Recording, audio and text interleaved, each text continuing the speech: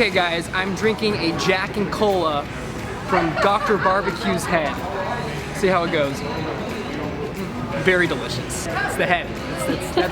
That's the taste. It's right there. Hi, I'm Ray Lampe, Dr. Barbecue. I'm here in front of my restaurant that's also called Dr. Barbecue. We're in the Edge District of St. Petersburg, the coolest neighborhood in town. We've got the big pieces of meat. I call that the middle of the menu. You want brisket and ribs and pulled pork and beans and slaw, we got all of that. But we cook it with old style barbecue tradition. We've built a beautiful place. You should see the inside. Come and visit us in St. Petersburg.